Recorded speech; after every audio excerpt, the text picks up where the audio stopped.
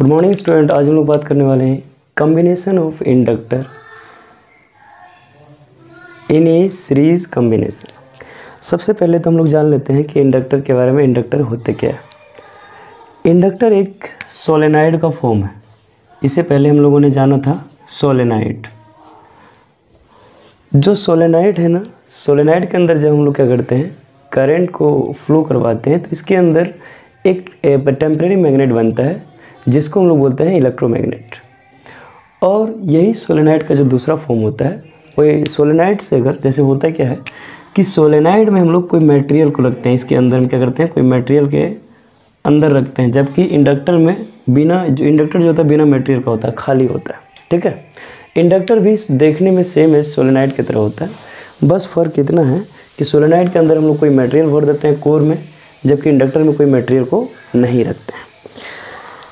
आज हम लोग बात करने वाले हैं कॉम्बिनेशन ऑफ इंडक्टर के बारे में। यानी कि जब हम लोग कभी भी दो या दो से अधिक इंडक्टर को कंबाइन कर दें, तो ऐसे केस में उसका जो है इक्विवेलेंट इंडक्टेंस कितना होगा।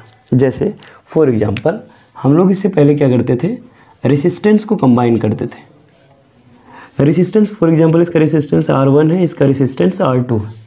अगर हम लोग इसको कंबाइन करते थे तो हम लोग इसको क्या मानते थे, सीरीज कॉम्बिनेशन। सीरीज में तो सीरीज के लिए R इक्विवेलेंट का वैल्यू कितना होता था, R1 प्लस R2। और फिर दूसरा, यही रेसिस्टेंस को जब हम लोग पैरेलल कॉम्बिनेशन में कंबाइन कर देते थे, ये R1 है R2, तो हम लोग इसके लिए क्या फॉर्मूला कैलकुलेट किए थे, ओम्स लॉ। इसमें ओम्स लॉ अप्लाई किए थे। ओम्स लॉ को अप्लाई करने के बाद इससे हम लोगों को एक फॉर्मूला मिला था, जो फॉर्मूला था R parallel equal to 1/R parallel equal to 1/R1 plus 1/R2। ये तो बहुत पुरानी बात है, ये कॉम्बिनेशन था, कॉम्बिनेशन ऑफ रेसिस्टेंस। लेकिन आज जो हम लोग बात करने वाले हैं, बात करेंगे कॉम्बिनेशन ऑफ इंडक्टर।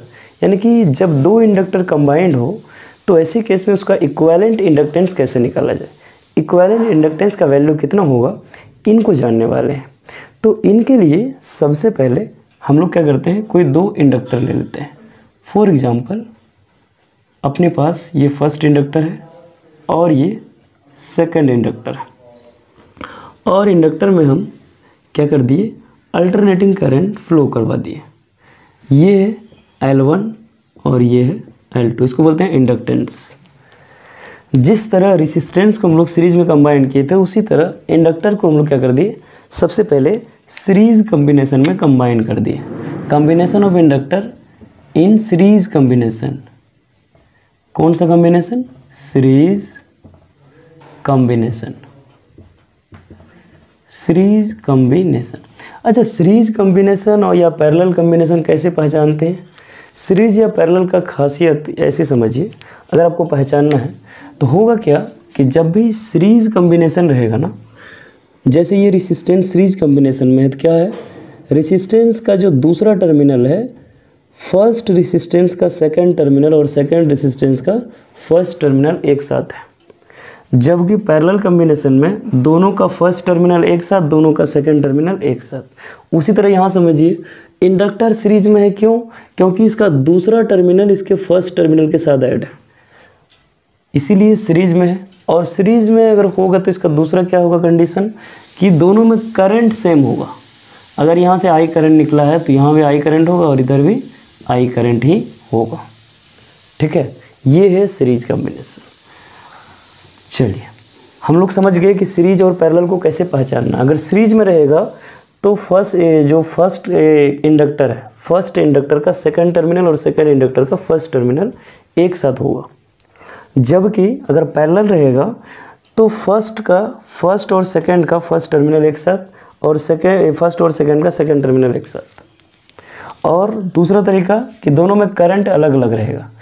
जबकि सीरीज में करंट हर जगह सेम रहता है, पैरेलल में करंट हर जगह, इसमें I1 करंट, जैसे हम लोग क्या करते थे, इसमें I1 करंट और इसमें I2 करंट, अलग करंट, जबकि सीरीज कॉम्बिनेशन में करंट सेम होता है। ठीक है, ऐसे हम लोग पहचान सकते हैं कौन सीरीज में है कौन पैरेलल में। लेकिन अभी फ़िलहाल हम लोग बात करेंगे कि जो इंडक्टर को अगर हम लोग सीरीज में ऐड कर दिया जाए तो इक्विवेलेंट इंडक्टेंस कितना होगा, हम लोग आज इनको जानेंगे।